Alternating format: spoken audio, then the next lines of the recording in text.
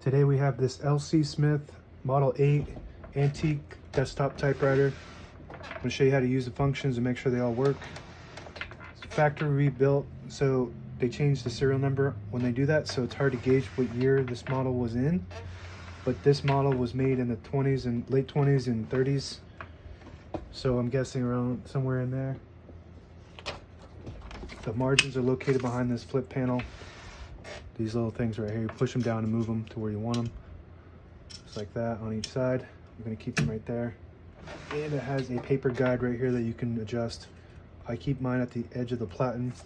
The platen is your main roller here that feeds the paper. And as you can see, that guides it right into there. And then these fingers will hold that edge and they move from side to side.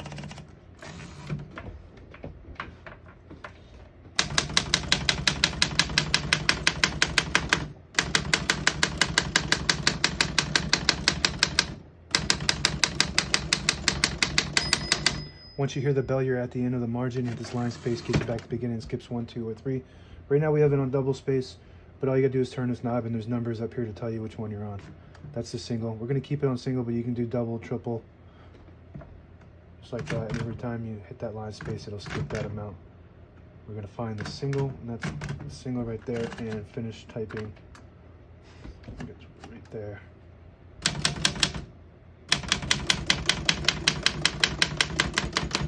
As you can see, all the keys type nice and none of them skip or stick. I'll type a sentence on the next line.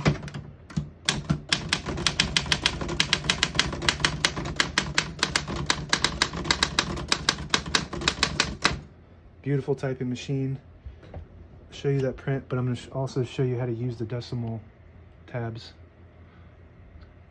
Very classic feeling machine, very smooth and beautiful. From the factory rebuilt, the whole thing is glossy, like almost brand new looking paint. So I'm going to show you how to use these decimals. When you set your tabs, these are all your tabs, and you have 1, 2, 3, 4, 5, and you just pull them out and put them wherever you want on this little bar here. And we're going to use this first tab as your fraction or your decimal. So when I hit that first decimal, it'll stop at that, and then when I hit the other one, you go back to the beginning and hit the 1, and then it'll do a space after it. So we're going to show you on paper how that works. So say we're doing some finance. You hit this the dot, and it'll take you to that first tab. So let's put the dot there, and then go to the next line, and then you hit the 1 and hit a dot there. See how it's spaced out? So try it again. We'll hit that decimal and hit, let's do 1.50.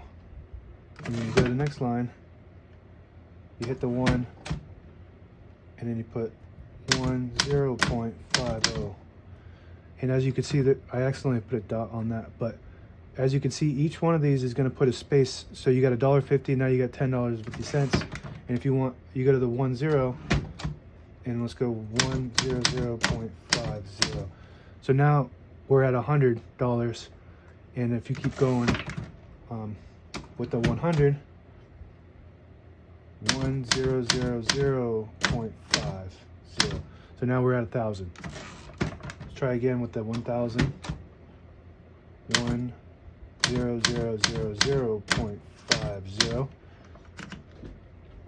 And as you can see, I guess you couldn't see it from there, but as you can see, it spaces it exactly on where you want to do some type of calculations like that. Really cool function. So you don't have to, manually space or move the carriage, kind of guess. It does it for you without even thinking about it. Kind of rare to have that on typewriters, so it's pretty cool. To pull the paper out easy, you just flip that switch down and it'll unlock the rollers, allowing you to pull the paper out easy or load thicker paper like carbon copy or cardstock. Make sure you flip that back before you load the next page, or else it won't load correctly. It's got a shift on each side and a shift lock on the left. To clear that, you just hit that shift button again. Backspace on the left side works great. The margin release, so if you get to the end of the margin, there's a mechanism. It needs to be adjusted a little bit. So so we're not at the end because there we are. So it locks up the keys to stop you from typing past the margin. But if you hit the margin release, it'll, as you can see, I let you go past that. I just need to adjust that a little bit, do a little practice, but it works. That's just the concept on how that works. We got a carriage release on each side, right next to the knobs, so you can control the carriage.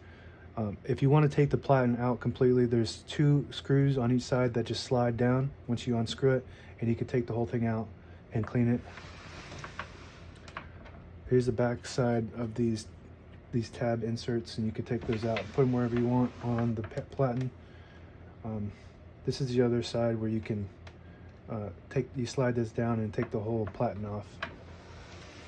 And that is about it. Now available on eBay or Etsy. Search Brooksaw Antiques.